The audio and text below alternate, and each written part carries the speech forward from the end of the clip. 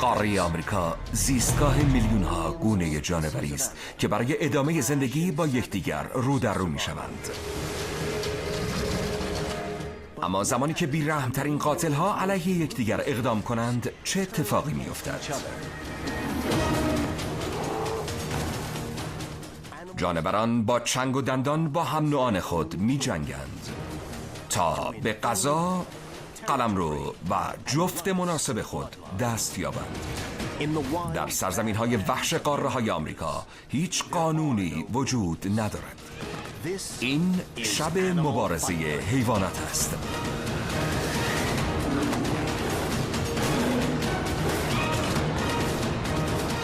شب مبارزه حیوانات. مبارزه حیوانات در قاره های آمریکا.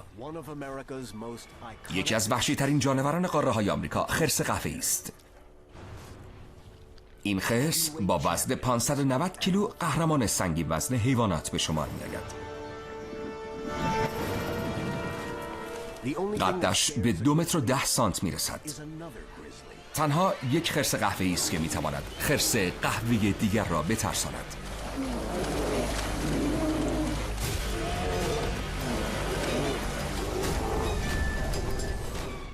آنها می توانند با سرعت 54 کیلومتر در ساعت حمله ور شوند و با نیروی آرواره‌های خود یک توپ بولینگ را خرد کنند.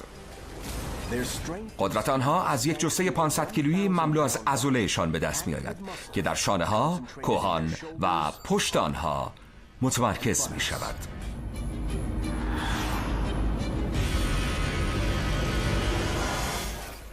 یکی از منابع تغذیه و انرژی آنها ماهی آزاد است. خرس قهوه‌ای می تواند در روز 40 ماهی بخورد. این مقدار برابر است با 100,000 کالری در یک وعده. جثه یک خرس نر 2 برابر خرس ماده است. اما خرس ماده که طولش به 1 متر و 80 سانت می رسد 2 برابر خرس نر غذا می خورد تا بتواند از خود و بچه هایش مراقبت کند. 40% طول خرس‌ها به سن بلوغ نمی‌رسند، زیرا اغلب غذای شیرهای کوهی و گرگ می‌شوند یا حتی خرس‌های قهوه‌ای نر بالغ آنها را می‌کشند. بنابراین خرس‌های ماده هنگام محافظت از بچه‌های خود بسیار خشمگین می‌شوند.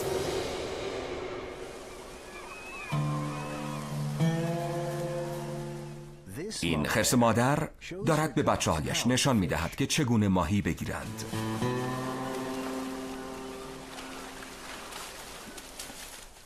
آنها با تقلید از مادر می‌آموزند. در آب شیرجه می‌زنند. اما کاملا تصادفی با خرسی دیگر مواجه می‌شوند. در میان این گیر و دار خرس ماده دیگر ماهیش را از او می‌رباید. خرس مادر خشمگین شده و حمله ور می‌شود. پنجه های دستان 7.5 سانتیش به طول انگشتان انسان و 2 برابر پنجه های پاها می باشد. او با یک حرکت می تواند پوست را بشکافد، اما موهای پرپشت خرس از بدنش محافظت می کند. ضخامت پوست اطراف گردن خرس 20 برابر پوست انسان است. خرس ماده رقیب ماهی را به بچه های خودش می دهد.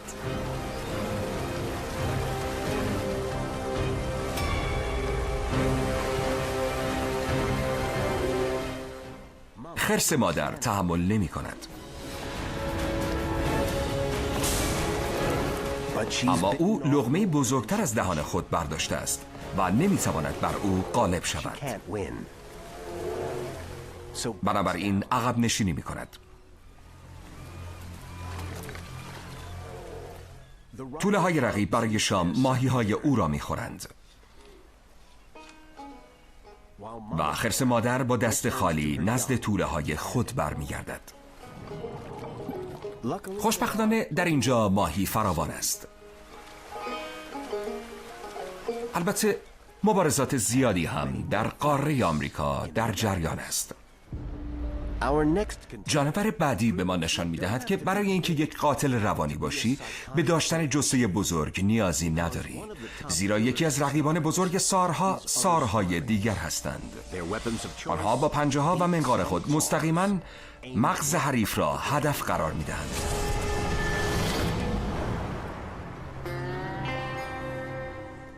در فصل جفتگیری سار نر به یک آشیانه احتیاج دارد تا نظر یک ماده را جلب کند.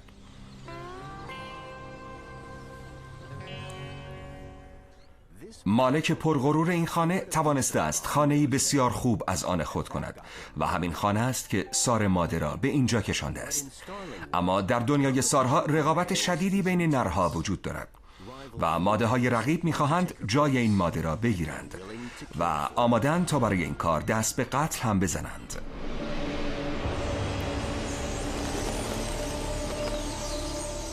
خطری اضطراری در راه است. این سار نر برای تخم‌های خود یک آشیانه می‌سازد و برای پیدا کردن مصالح لازم آشیانه را ترک می‌کند. یک ماده فرصت طلب از این فرصت به دست آمده استفاده می‌کند. او به سوی آشیانه پرواز می‌کند تا همسر صاحب خانه را تنها گیر بیاورد.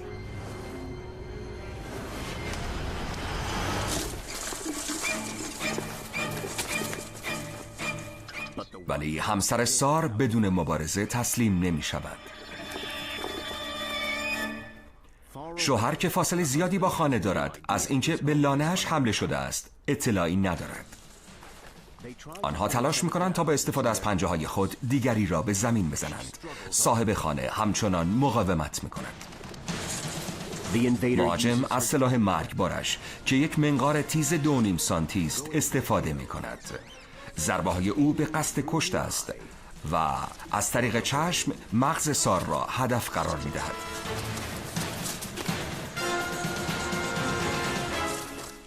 سار نر به لانه برمیگردد و با صحنه غیر منتظری روبرو می شود. او بی حرکت می ماند. هر دوی آنها خسته شدند. در بسیاری از گونه های پرندگان در حالی که ماده ها مبارزه می کنند نرها تنها ناظر ماجرا هستند.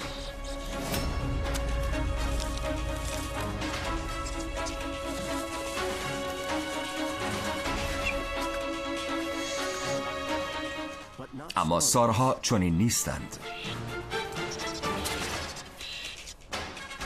همسر سار ماده دخالت می کند، اما نه برای دفاع از جفت خود بلکه برای متوقف کردن دعوا. به این ترتیب او می تواند 2 جفت داشته باشد. آنها مبارزه را به بیرون می کشانند. سار ماده لانه و جفتش را با هیچ کس سهیم نمی شود. 10% مرگ سارها ناشی از مبارزه بر سر آشیانه می باشد. سار نر بار دیگر تلاش می کند.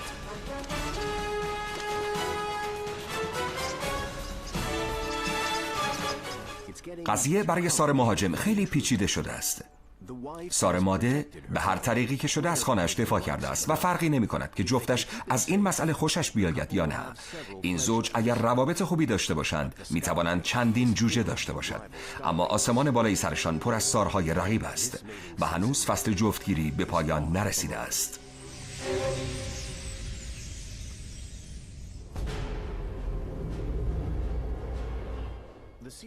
در شمالگان کانادا فصل جفتگیری طولانی است.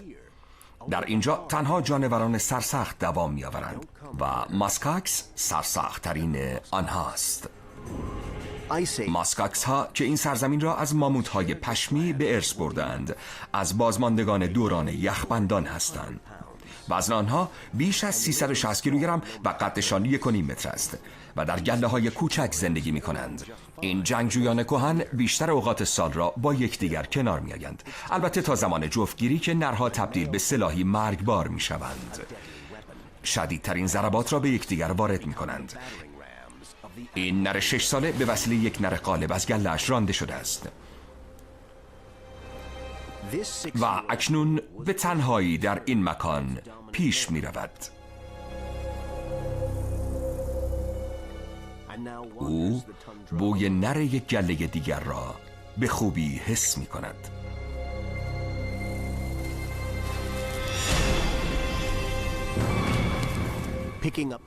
او هدفش را می‌بیند.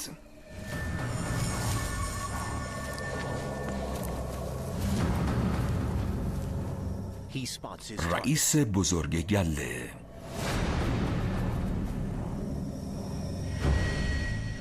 هشت سال دارد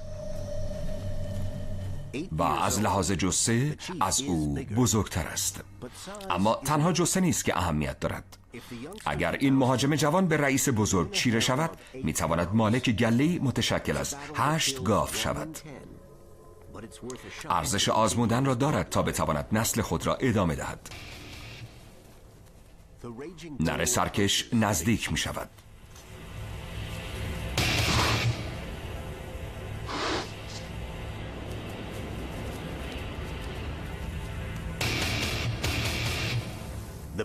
رئیس بزرگ سرش را حرکت می دهد تا شاخهایش را به حریف نمایش دهد، اما این کار رقیبش را نمی ترساند. آن دو سرشان را به چپ و راست می چرخانند. این پیامی کاملا روشن است. اکنون زمان نبرد فرا رسیده.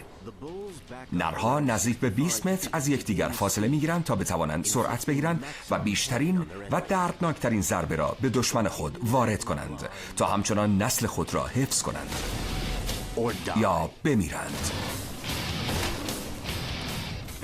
به سمت همدیگر یورش میبرند. نخست شاخها را به هم میزنند. این برابر است با برخورد مستقیم دو خودرو با سرعت 48 کیلومتر در ساعت. جمجمه محکمشان ضربه ها را جذب می کند. شاخهایی به ضخامت 10 سانتی متر و همچنین 7.5 سانتی متر استخوان مغز را در بر می گیرد تا این ضربه ها را جذب کنند. اما حتی یک جمجمه زره پوش هم نمی تواند تا ابد دوام داشته باشد. پس از 10 یورش پی در پی، رئیس بزرگ شکست می خورد.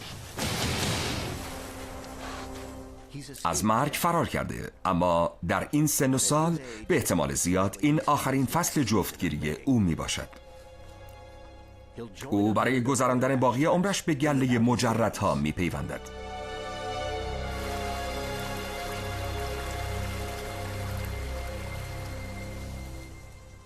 اما از نظر نره سرکش ارزش آن را داشت تا زندگیش را به خطر بیندازد. او همچنان نسل خود را ادامه خواهد داد و این نشان مبارزه را برای فصل‌های آینده به ارث خواهد گذاشت.